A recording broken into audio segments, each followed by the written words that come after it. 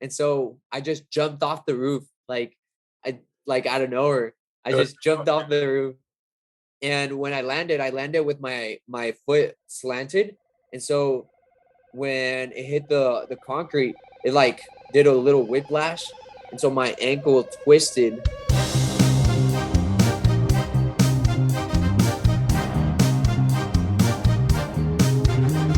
Welcome back to the Out of the Box podcast, where Steele and I, Jose, your host, get to talk about out of the box ideas. Today, we're going to be talking about pain and our experiences with pain. What has been the most pain that we've experienced in our lives. But before we actually get into that, we want to invite you to subscribe to our channel. We are a channel that is committed to providing interesting ideas every week. We also do different podcasts with guests. So we really like you to join us in this journey and subscribe with us. But without further ado, Steele, so experiences where we've had a lot of pain.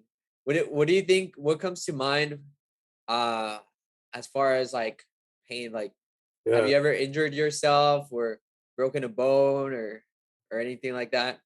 yeah. So the first, I don't know why, but when I'm trying to think of the most painful experience, like I want to say burns, because Ooh, burns. burns continue to be painful even after, and Yeah. but I haven't had that many burns, and they've only been like very mild first degree burns. They're still extremely painful, obviously like the first thing that comes to mind when I think of the most painful thing. Because I have to like keep it in ice water or else the pain just comes back and so intense. But I can't think of any specific like incidents. I just remember when I was a kid, I accidentally burned like my finger on like a barbecue pit or something, but I can't think of anything else. But the second most painful thing that comes to mind, strangely enough, is needles, which is weird because Hmm. like you wouldn't think, but I've had a lot of shots in my life, like blood tests and allergy shots in my arms and vaccines, of course, and then but the one that's the most painful shot I've ever had is an IV, intravenous like fluid type. Oh, I heard Yeah, of, yeah. you've had that? No, my mom had to go through that, and I Yes. was with her in the hospital with that How'd that go? because they couldn't do it. Did you get it in your hand or in your arm? I've had it multiple times, so I've actually had IVs at least 4 times or more, and I've had one time it was in my hand, another time it was in my elbow. I had my IVs in my elbow as well, or like Oh, not yeah. elbow, but like the upper part of the arm. The hand is Yeah, painful. yeah. I mean, taking it off too. It's like Yeah. it looks so weird. It does, yeah, and the tube, like, there's, like, a tube inside you, and, like, to me, like, I've noticed because 'cause I've had different IVs in different places, but the most painful ones I remember were the ones in the top of my hand.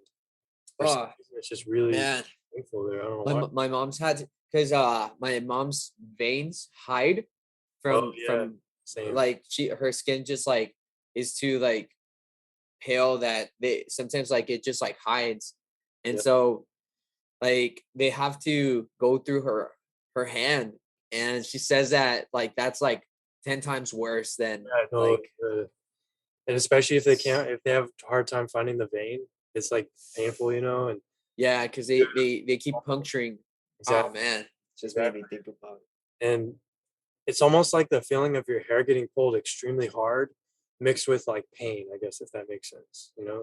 It's like getting pulled to the extreme because that's what's happening, your skin's getting pulled inward, and that's kinda what it feels like, yeah, man, I hate IVs. Every time when I was a kid 'cause I'd always go to the hospital when I was a kid, and I just Yeah, remember dreading it, having so much anxiety when they said I had to go to the hospital because I knew that means I have to get an IV, and IV. Yeah. one time I think it was because I was dehydrated, and so that makes it harder to get a blood vessel, because 'cause they're flat, Ooh. so yeah. What about you? Like, I mean, like, painful. Yeah.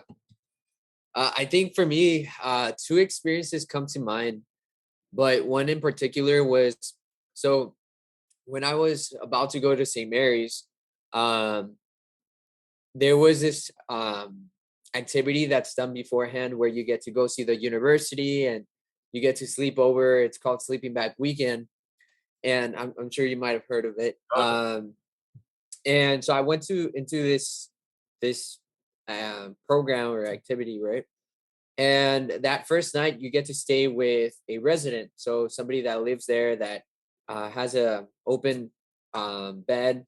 And so this guy, he let me go to his he had it available for me, and that same day he had some leftover pizza that was cold.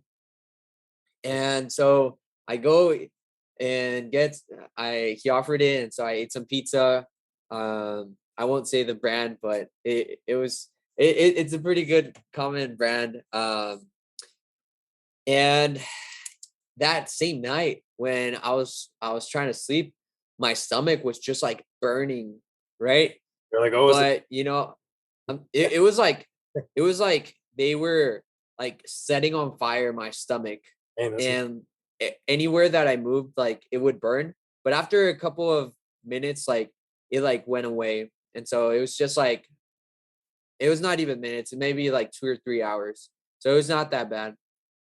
So I was good for that week, and then the next week I had pizza again from the same place, and man, dude, that night, I'm telling you, it got worse. at 8 p.m., at 8 p.m., I started having these pains, like really bad pains in my stomach, to the point where, like, at 10 p.m., when I was trying to go to sleep, I was trying to lay down, and either way that I try to move, it was like burning inside of my stomach. It was like, at this point, it was like I don't know, Like, 10 or 20 times worse than like the week before.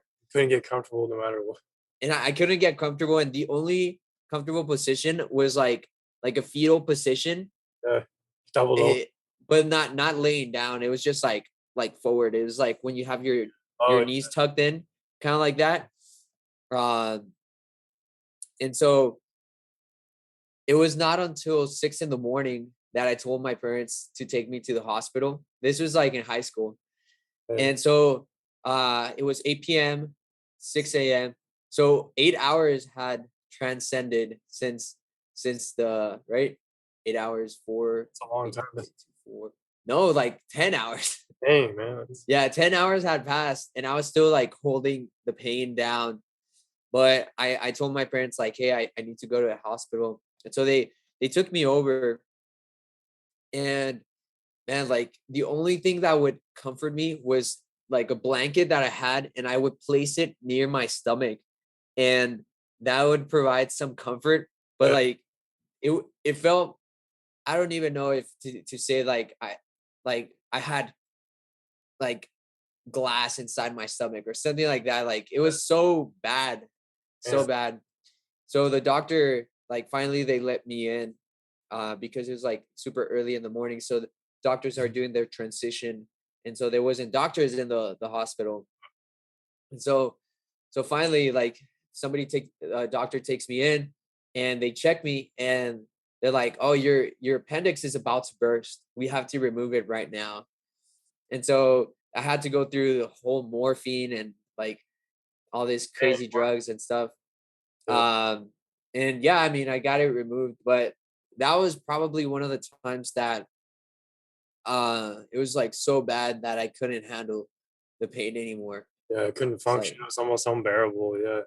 Yeah. yeah, I'm telling you, it's like having like crystals inside of your stomach, like puncturing out. And like, and let's say like you have like acid in your stomach, and it's just like burning and burning, burning. I wonder So why. it's like, I wonder why. Like, like why why a swollen appendix causes, like, it's interesting. yeah, the doctor was saying that usually the appendix starts like inflating because something gets stuck in it, Right. and it has to be something like very small. He says that in the past he's seen like banana seeds. Bananas actually have seeds, I didn't so know. banana seeds, um, or like little things. I'm thinking like for me it must have been like the pepperoni or something like in the pizza, something like of a small condiment that maybe was getting stuck there. Yeah, man, but it was painful to the pre-surgery aspect, just kind of like Yeah. dealing with that. I think that's probably one of the closest pains that I've received, other than um fracturing my, or not, it wasn't a fracture, it was just like spraining my ankle. Oh yeah. So I was uh I was probably in middle school, and my friends and I were playing soccer at my friend's house, but there was a house that was abandoned right across us, and so we were playing in their like cement area that was pretty clean, and so we were kicking the ball and everything, and so we would kick it, and sometimes it would go up into the roof, and so a couple times one of my friends went up there, and so everybody had their turn to go get the ball, right? But then we kicked it one last time, and it was my turn to go get it, and so from where I was standing, it didn't seem too tall, right? Like the ceiling of the house. So I finally climbed up there, and when I realized, I was like, oh man, like it's like really tall from up here. And so I was like, you know what? I think I might just like slowly like crawl down, or like find a way to jump down or something. But then my parents, they called out, like it was late at night.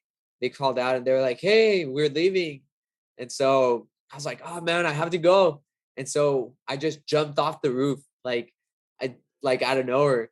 I Good. just jumped off the roof, and when I landed with my foot slanted, and so when it hit the concrete, it like did a little whiplash, and so my ankle twisted, uh, and uh, and I just remember like my leg feeling so bad, like it was hurting crazy.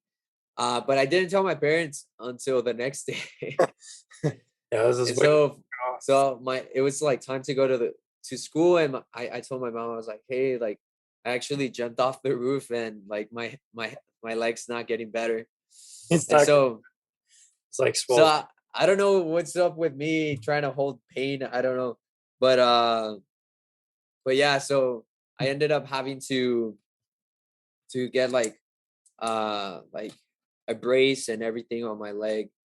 But Yeah. yeah, when I jumped off and I landed, like it happened so fast that I didn't even like, I just started feeling pain in my leg, Yeah. and I was still trying to like catch a glimpse of like what had happened and stuff.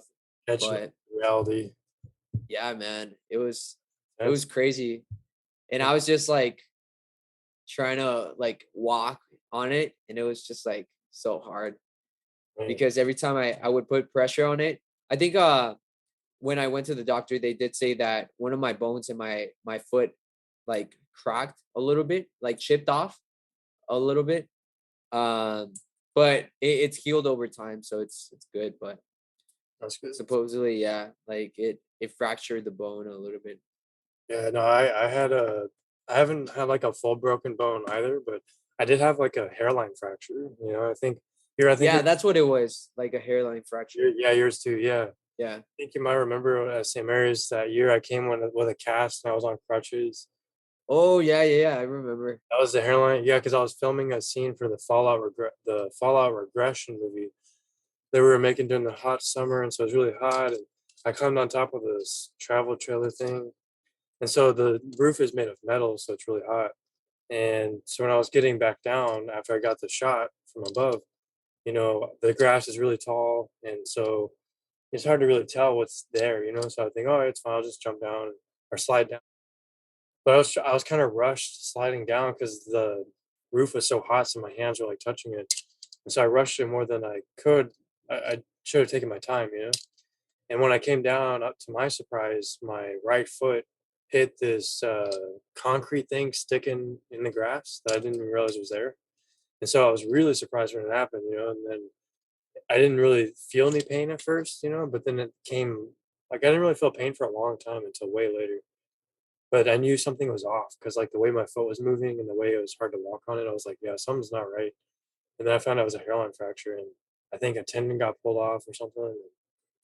So yeah, that was the first time I've ever been on crutches or had anything close to a broken bone. But I think the adrenaline and stuff, the chemicals and stuff hit, so you don't Yeah. feel pain right away. Because I didn't feel pain until after like a few days, and I was on the pain medications, of course, and yeah, it just I didn't feel pain for a while, and then when the medication started wearing off and the pain started coming, I was like, oh, gotta take the medication again. It's wearing off. So, but actually, when you were talking about all that stuff, I had thought about there's actually one of the most painful things I've ever experienced was not the IV or the burns. It was actually worse than that. And it's happened twice. And without going into gruesome details, um, I had to have a like when I was a kid, I can't remember how old I was, and it's like fuzzy now, you know, so long ago. But I do remember how painful it was. It was when they had to put like a medical thing where they had to put a needle or tube up my private area. No way. I'm serious, and I don't even know if this is still done or if they Yeah. have better The methods now, procedure. or if they put you to sleep or something. Because I feel like that was the most painful thing I've ever gone through my entire life, and I was really young. I can't remember how old, but I just remember them trying to calm me down, like say that's gonna be okay, and I'm like, this is extremely painful, and it was a long Yeah. process, and it happened twice because the second time it happened, I was bleeding in my urine and stuff. Yeah. The doctors couldn't figure out what it was for the longest time, what was causing it. This was in middle school, and so they actually put me to sleep this time, thankfully. And they put a tube up there again to figure out what's going on to get a sample of something in there. And so, but when I woke up from the surgery and I had to, go to the restroom after that, that's when it was painful. When I was recovering from the putting the tube up there, because every time I had to use the restroom, it was like the most extreme burning sensation when I was going, and then, like the best way I could relieve the pain was to use the restroom in the bathtub with water, because somehow it made it less painful, but it was still extremely painful. Oh. And man, I never want to go through that again because like Yeah, but I've heard of that procedure being done because um there was it was actually somebody that I knew from church oh yeah. that had had I think like kidney stones or something like that, That's it. but they had to like I guess check something in its I guess to double check Yeah, that it was like it was a biopsy. It's probably what it yes. So they stuck a needle through the tubing of the penis, right? And so it was like he said it was like painful, like to like an extreme. is. And then they did find that he had stones, and so they had to actually have the like when he had to like pee them out. He said it was like Oh yeah. so painful, even though like it's just like little Tiny little stones, stones, but like they scrape. but yeah, they're like scraping all the way through, and so it's like Kidney stones are the he most. said it's so painful. Yeah. Yeah, because I've heard, man, like those are extremely painful. So Yeah, I hope that never happens to me. yeah, man. And But people, I did catch something from what you said, like when adrenaline hits, like you don't feel it. I think it's happened a lot of times, like playing sports or stuff like that. Like the adrenaline kicks in, and like you don't feel it for that moment. Like I've had times when like people have like hit me, like elbowed me in the nose. Like sometimes like when the weather gets too dry, I do start bleeding from one side, but like I didn't feel it at the moment. Like yeah, I was bleeding and stuff, but like I just cleaned it out and put some stuff in my nose and kept on playing. right? Uh so but yeah, I mean those have been like moments, and I think like sometimes like with headaches like Oh yeah.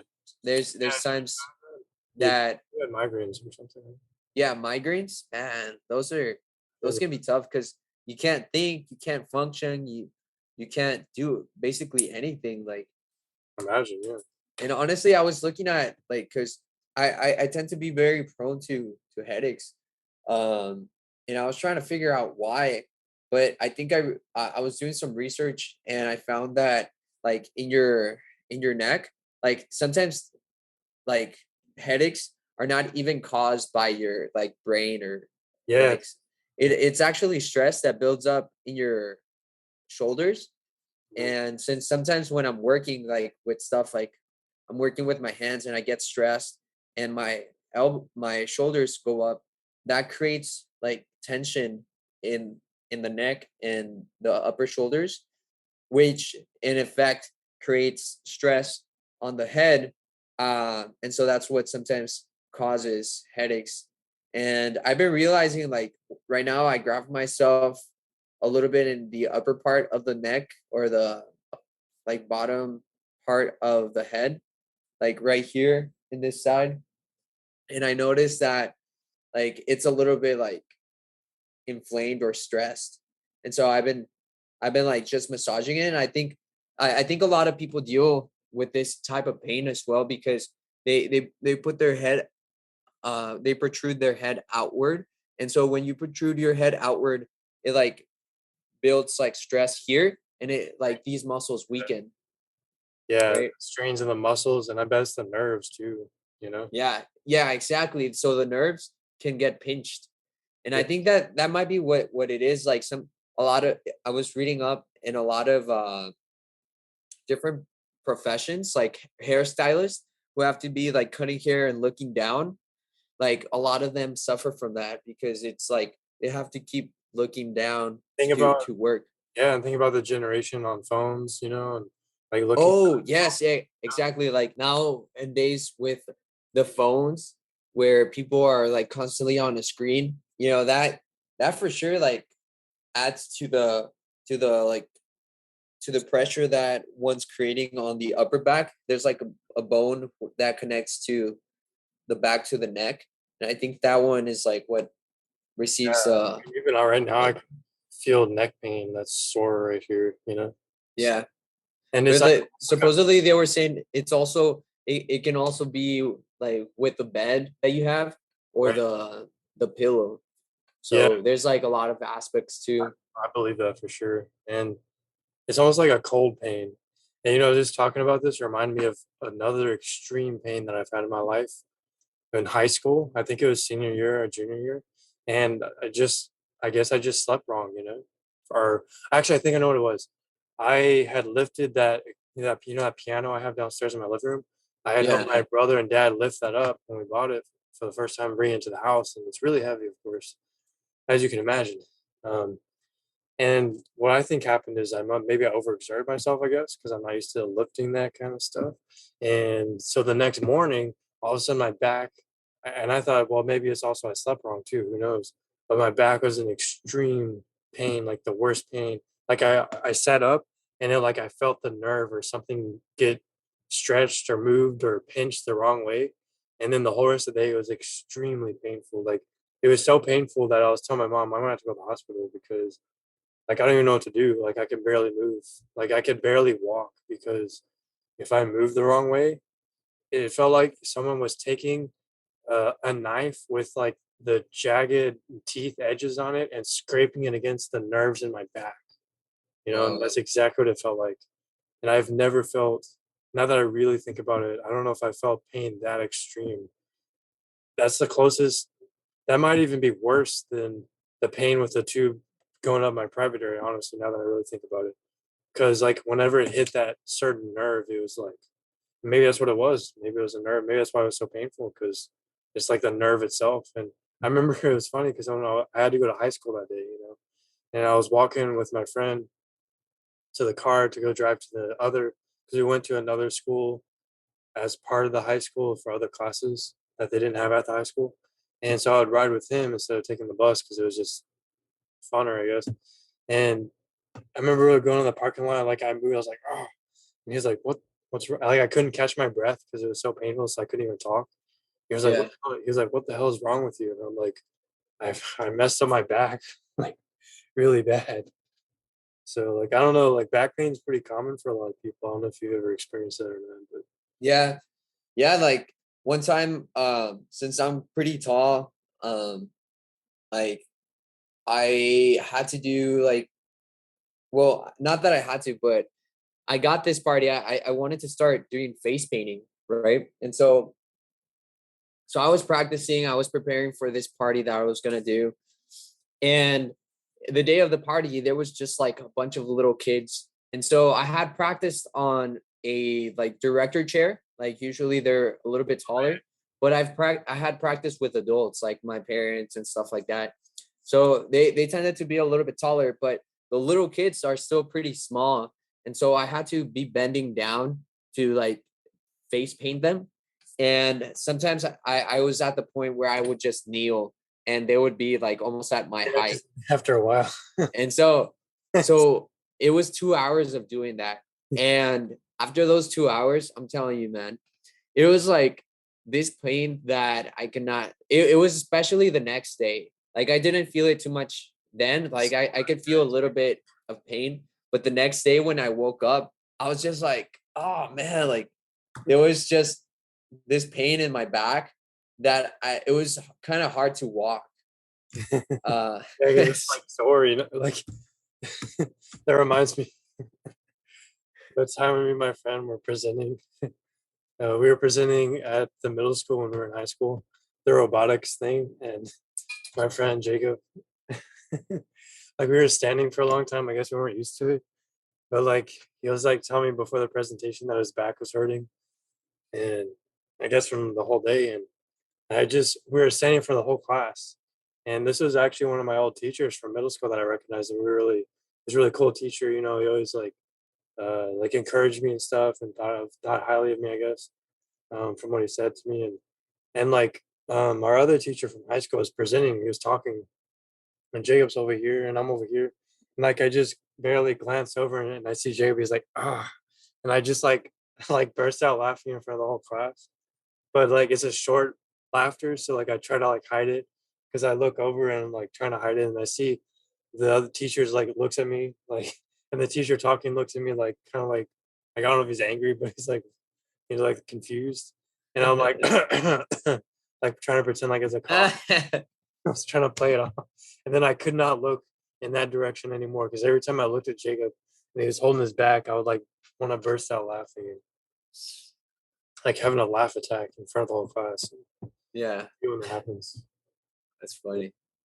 yeah. Yeah, man. Back pain is real. I recently started going to a chiropractor Oh, I know. to like pop my back, pop my neck and shoulders, and like my hands even. Like they did some work on my hands since I work with my hands all the time.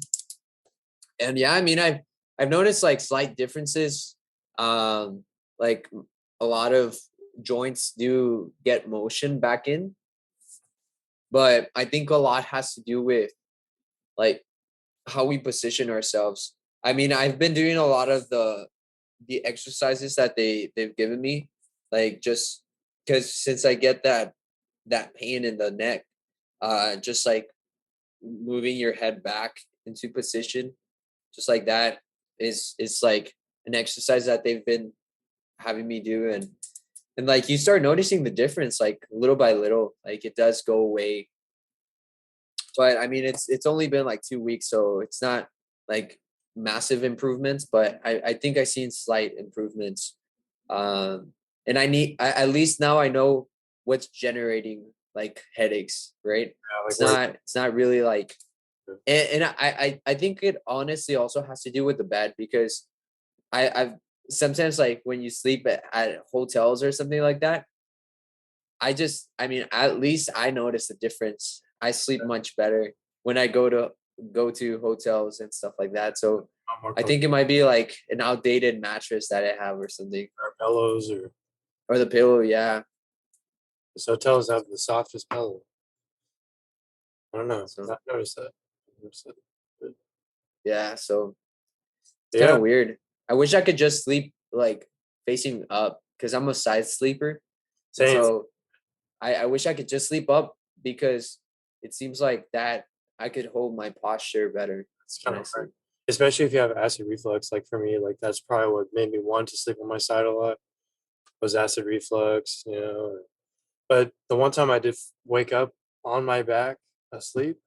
I was in a hotel in San Antonio for the science fair in high school, and I I woke up and I was paralyzed, and I didn't know what was going on, and I got scared, and that was the first time I experienced sleep paralysis. So, Well, asleep on your back, sleep paralysis might come your way, but it's oh, sometimes. so so if you sleep on your back, you're more prone to sleep Yes. paralysis. Oh, definitely. Yeah.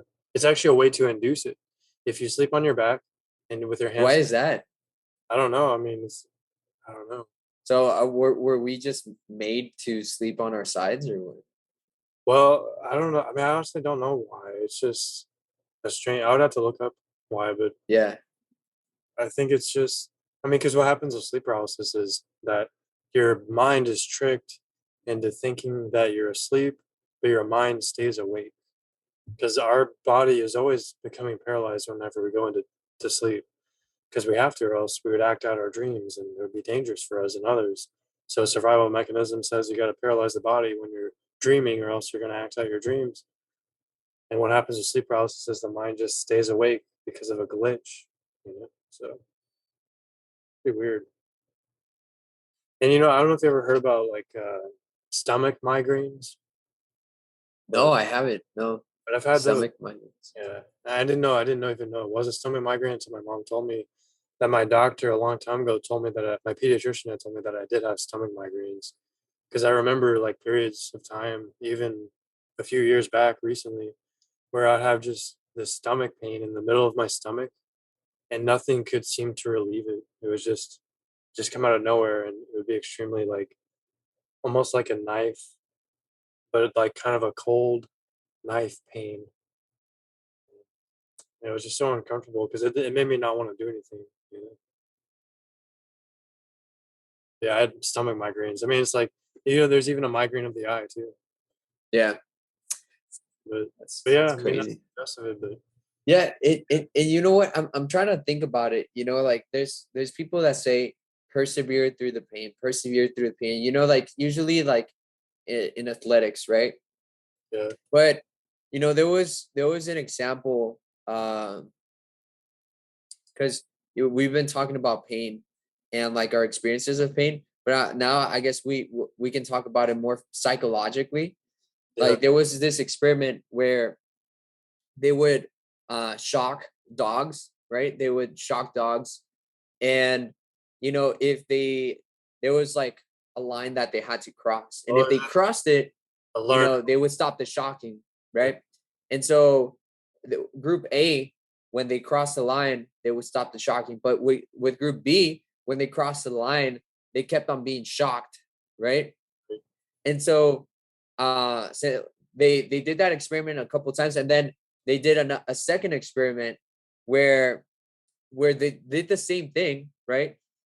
Group A was shocked and then crossed the line, and they didn't get shocked. But the second group, group B, they got shocked, and they just didn't move to the line because they knew that if they crossed the line either way, like they would still be shocked. what? But Yeah, this second time, what was different was that they didn't, like group B, like was allowed to cross the line, and they would stop the shocking. But the dogs didn't know, chose so not. they would just like cry there hopelessly, Yeah, right? Even though if they would have just tried again, they would have had the opportunity to not get shocked after crossing the line. right. And so I think about pain and how it molds us in life, right? Because it does seem to be in some shape or form that pain in a way makes us stronger, like good pain, right? Of It could be course, like pain tolerance. Yeah, that like cutting yourself or something like that, that's not necessarily something that is going to like strengthen your character or anything, but like pain that maybe is not is not wished upon, right? Like in some way, I mean, because there's different types of pain, right? Like there's physical pain, then there's also like emotional pain, then yeah. there's psychological pain, And right? That can be felt. it's And funny so because like emotional pain and psychological pain actually light up the same brain areas that light up for physical pain. So it's actually the emotional and psychological pain is more like literal pain than we realize because it lights up the same brain area as physical pain. So it's kind of weird. And that experiment you're talking about, the learned helplessness experiment, how the dogs just gave up, because they Yeah. what that's why it's called learned helplessness, because the dogs learned through classical conditioning, and I guess operant, maybe I don't know operant, but they learned that the situation they're in is helpless. There's no way to escape the pain because no matter what they did, they could not escape the electric shock. And so they learned that there's nothing they can do to change whether they feel pain or not. So they just decide to lay there and not do anything. And so therefore learned helplessness. And Yeah. yeah, when you Yeah, can't, but that pain in itself created a hopeless behavior, right? yeah, exactly. Hopeless mindset. Yeah. And so, I think about that in our life, like as human beings, like pain can sometimes a lot of people are hopeless because they've experienced pain, but they've never had a way to actually solve it, right? They really never questioned it, and so they just have it be part of their life, And right? that's And so why, exactly. That's why they we, don't know that there's a solution. yeah, they become hopeless, exactly. And that's a theory. They use that experiment to develop the theory for depression, that depression could possibly be caused by learned helplessness, just like the Mm, dogs in the experiment. Because someone, take that metaphorically, take the experiment and apply that as a metaphor to us as human beings. Well, let's say we go through life and someone keeps getting rejected over and over and over. They mm, learn helplessness, they learn hopelessness, because they learned through repeated experiences in their past that they're going to keep getting rejected. And so they then come to believe that that's going to be their future, and they become hopeless about their future. And that causes depression. Now, that's just an mm. example, but like someone who loses their job and then loses a loved one, passes away, and then, I don't know, like some other horrible, tragic event happens in their life, that can teach them, and then they learn to be helpless about the future or hopeless about the future, and then that causes depression because then they believe that's going to happen again. Yeah, But that's a, but could that be due to a weak mindset, like somebody that maybe does like because some people can see the events like half empty or half full, right? yeah, Like it could, that ideology. But could yeah, but could the same way that people develop hopelessness, can people develop the opposite through pain? Like to fight that, because sometimes people, the more that you hit them, the more that they like come right? out and Yeah, try to fight it, right? yeah, sure. Yeah, there can be people. It depends on the person, and some people, instead of actually getting worse, and helpless and hopeless, they actually persevere through the pain, and then it makes them stronger. And that's actually a protective factor, the ability to persevere through hard times and pain. So yeah, and that's all the emotional side of the pain. But even when you go back to the physical side of pain, it's kind of fascinating when you go into the psychology of and the biology of pain, because we have natural endorphins, natural opioids in our body that is generated by our brain and body, and is a set of chemicals, neurotransmitters, or I want to say neurotransmitters. It could be. I'm pretty sure. Yeah, are chemicals. Let's just say that endorphins that are released. So you get a cut on your arm or your hand, and then the body naturally releases endorphins after that happens, and then the endorphins are activated and activate similar receptors in our brain as opioids do, painkillers, and it kills the pain and makes it go away. And we have that naturally in our body. So that's why people get so addicted So to so opioids. could to what? That's why people get so addicted to opioids, because it Hmm. connects to the same natural pain receptors or pain relieving receptors in our brains as the endorphins do in our body. And so they get addicted to that. And that's why people get addicted to Hmm. self harm, to cutting themselves, because it releases endorphins that makes them feel high and good. So Yeah.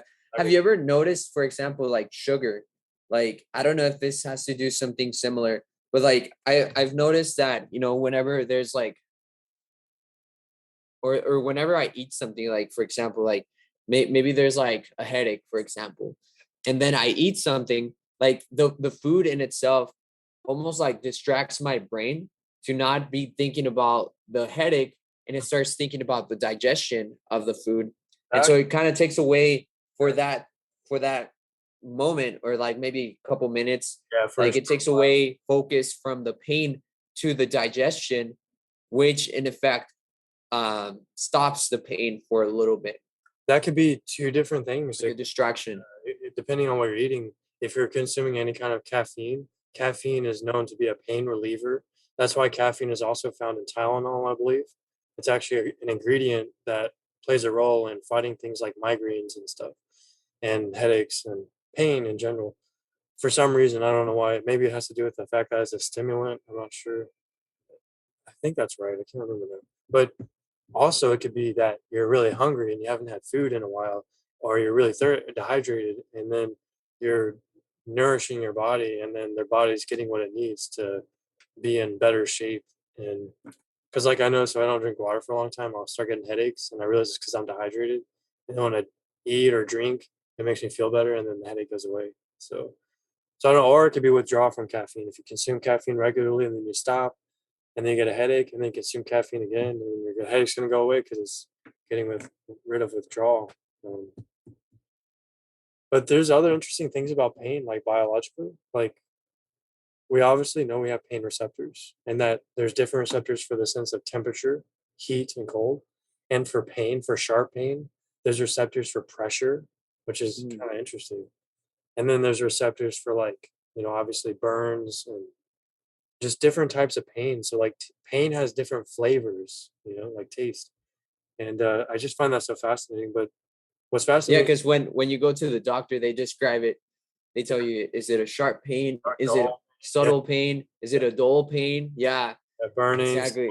yeah, exactly. And what's interesting is that we can counteract pain because pain travels through our spinal cord, and that's why the technique of putting needles in someone's back is a thing. Acupuncture. Acupuncture, yeah, like people think it's all weird and stuff, but I read in this book, this textbook for biological psychology, I remember reading that what it does is it disrupts the pathway of pain. So there's nerve signals going down to feel the pain that's happening. But acupuncture, it draws the pain away from whatever the pain is. Let's say the pain's in your arm.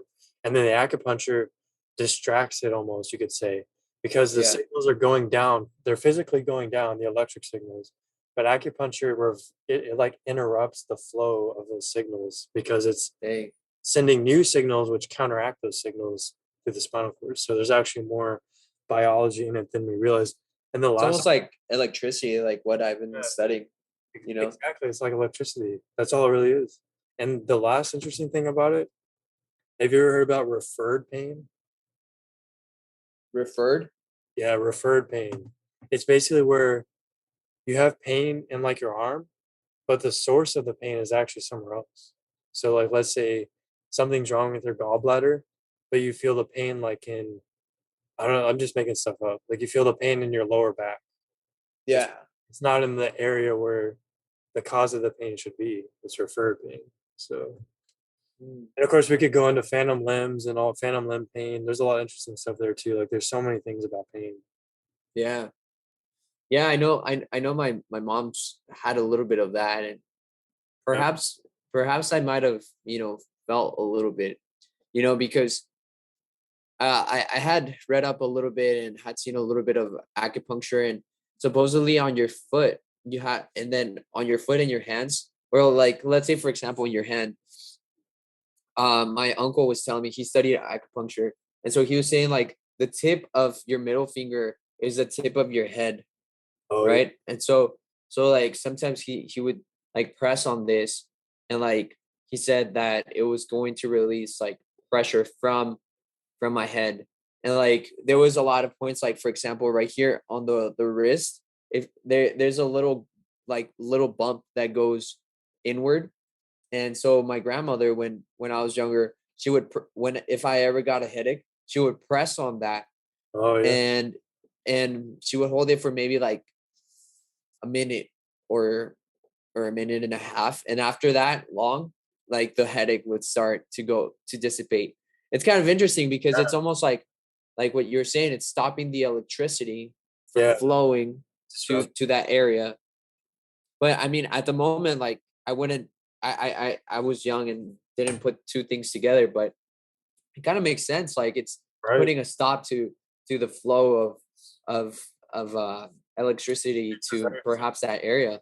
It's more physical than we realize. I mean, yes, pain is in the brain and it's mental, but Pain it's is in the brain. yeah. Make a Like, song. if we didn't have our brain, then we wouldn't feel pain, obviously. But and if someone there can be genetic conditions and brain injuries that cause people to no longer feel pain or to not never feel pain.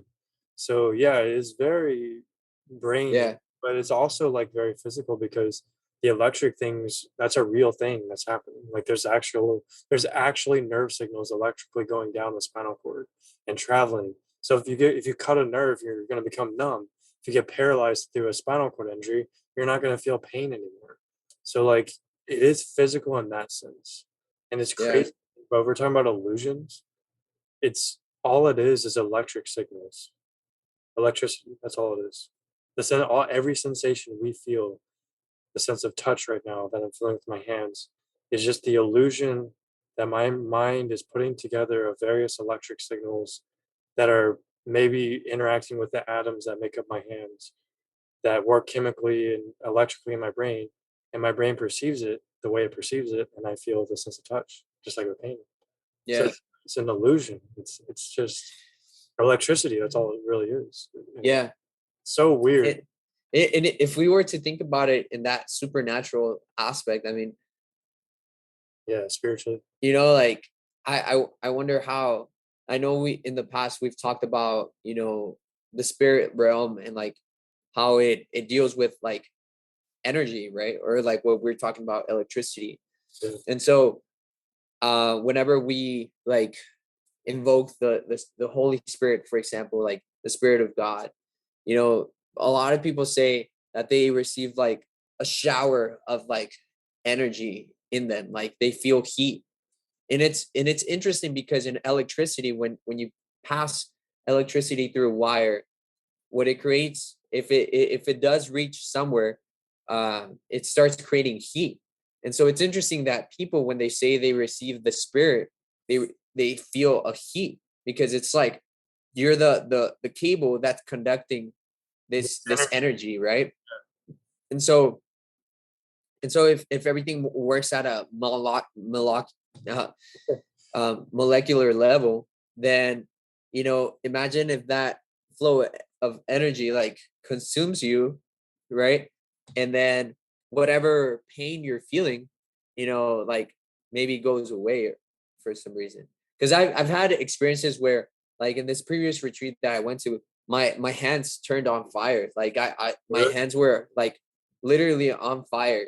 Yeah. And it was just like this whole like I don't know how to describe it, but it's almost like if I had my hands inside of an oven or something That's like so that. weird. Like You that's felt how it felt. Like warm. if I had warmth in my hands, like, and I would touch it and it didn't feel hot, but like internally it did.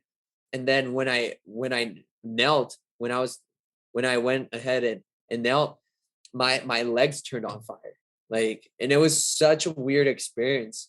It is. Um to have that. But like I kind of got, maybe I don't know if it's the same thing. Like I don't know too much about like the spiritual realm, but like maybe it might have been something similar to like falling in the spirit. But I just think about those things, and I know like some people might say like, well, like women get that as well, like heat flashes or something like that. But I don't know, that felt like kind of interesting and very different than like what I experienced before.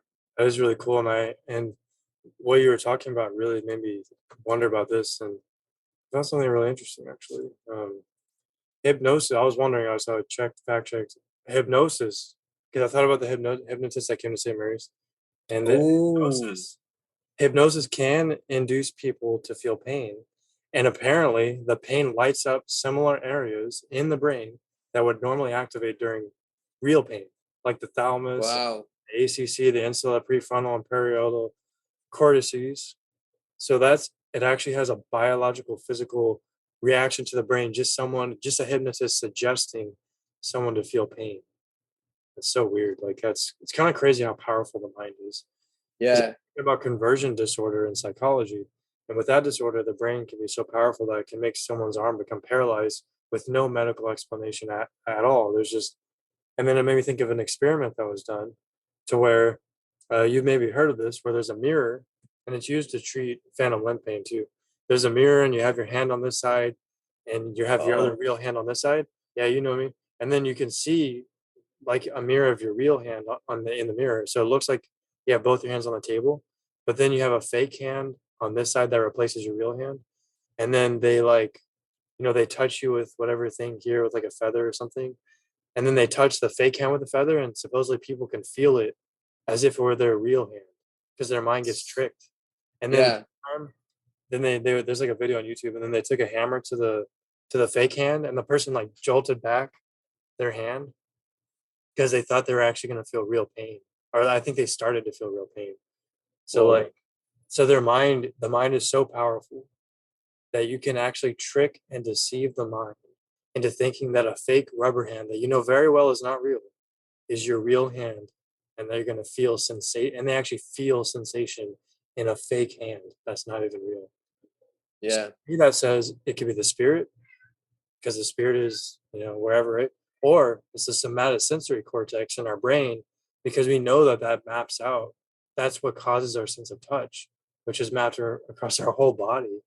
And so, like, if you believe this is your real hand and your somatosensory cortex correlates to where that is, then maybe it's like mapping it psychologically onto that hand, and that's why you feel sensation. I don't know. I mean, it's an interesting thing, but yeah, like I don't know. Like, what do you think? Any final thoughts or like? Well, I did have uh I was thinking like maybe we could even incorporate a little bit of philosophy, because you know how there's a type of philosophy where if you feel pain, then you shouldn't do that, but everything that makes you feel good, then you should do that. I don't know if it's utilitarian or what type of Right. I think it's philosophy. hedo, Hedoism. hedonism. Yeah. Hedonism. Yeah, so that type of ideology is basically where like anything that makes you feel pain, you shouldn't do. And so you're driven by your pain sensors pretty much, like that's what guides your life. And so anything that causes pain, then one's gonna try to avoid. And so how does that play ethically? Like if Not very well. like I'm sure it's not very well, but I mean, philosophers have kind of fought this idea, right? And Yeah. I'm pretty sure like at this point we kind of know that that's not probably the ideal way to live your life. Just pain and pleasure. Um, but I mean, to some degree, there's people that still do choose that option, right? To anything that makes them feel good, anything that makes them like feel entertained, they'll do. If it makes them feel bad, like throw away the trash, do your laundry, pretty Right. much like all types of responsibilities. At some point, any responsibility is going to create some sort of resistance or pain. And So so, it's like where they can't do anything because you can't avoid pain completely. It's almost impossible. yeah, yeah, it's almost, yeah, that's so interesting because it's like a human aspect, like Yeah. human beings where like the human life is made to feel pain. So how could we appreciate what's good without evil? Exactly. Yeah. How can you know the difference? How can you know you're enjoying life if there's no pain? So like human beings have all these receptors of pain, and you know I think we've evolved to the point outside of just survival mechanisms, right? Because I feel like animals live in that hedonistic idea, right? Anything that creates pain, they won't do. As You in, know, yes. anything that creates them like goodness and pleasure, they'll do, right? And so I mean, I think there's some animals that have developed a probably more like mammals have developed a feeling aspect, or like a sensory aspect to be loyal to your what's it called, your owner, stuff like that. But I mean, a lot of animals don't, like reptiles don't know the difference, you know, like they'll just eat, you know, and like kill, and you know, anything that creates like pain they won't do, like Yeah, and amphibians or stuff like that, you know. human beings are more complicated now to live by that same principle. Yeah, There's but I think people still sometimes choose that, you know, they still choose that lifestyle. yeah, definitely. And I think even if they say they choose it, but do they really live by it? That's another deep question, because is it possible to even live by that lifestyle with all the things that are happening in the world? Because I can think of some, Well, somebody can choose to run away from their pains, but because I think pains are I think that there is some truth to what people say, like pain makes you stronger. Like pain yeah, does develop like some character. Like it can have the capacity to create character. Of course, good pain, you know, like maybe even like a dose of pain can develop growth in you. Um so interesting that sometimes, like even when you're planting trees, you have to cut the branches and stuff like that. I'm sure I don't know if plants have pain sensors. I don't think so, but you have to cut the plants in order to for them to grow better. Like yeah, so it's so interesting. Like yeah, a and lot of things require about that. like cutting or like pain to create growth and more life. Yeah, to grow and get better. Yeah. Well, that's the whole idea of the crucifix, right? Yeah, The like Jesus died on the cross, the most painful death, and created life, salvation for everyone. And so that's the same idea. Pain creates life. It leads to life. And so a lot of people talk about the their shadows, right? Once they get past their shadows, or like the tunnel, you know, a lot of people describe their life sometimes as a tunnel. And once they pass that tunnel, they see the light and they reach the light, but they had to go through this whole journey of going through the tunnel, or the you know, torment that they had to go through in order to get to some sort of light or enlightenment or stuff like that, you know. yeah, definitely Yeah, makes sense to me. how pain molds us. I think so too. I think, emotional pain in particular makes us stronger. Pain tolerance builds up. Definitely. Yeah, nice, man. Well, I don't know if you have any final thoughts, but Yeah, yeah, thank you guys. just we need to talk about hedonism next time, because that's a good one. Yeah, that's a good point. Yeah, that's about it. Yeah. Yeah, so we'll continue this talk. Everyone, thank you for listening to this podcast. We really appreciate you staying on for the remainder of the podcast. And if you really enjoyed our content, you think this is something that you would like to follow along, please subscribe to our channel. We're committed to providing weekly content for you guys. We're also looking forward to having more guests on the podcast. Also, let us know what you thought was interesting of this podcast. If you have ever experienced pain, let us know down below. How have you learned from pain? What do you think pain has to do in your life? If it has taught you anything, please let us know down below in the comment section. And until next time, we will talk to you soon. Take care.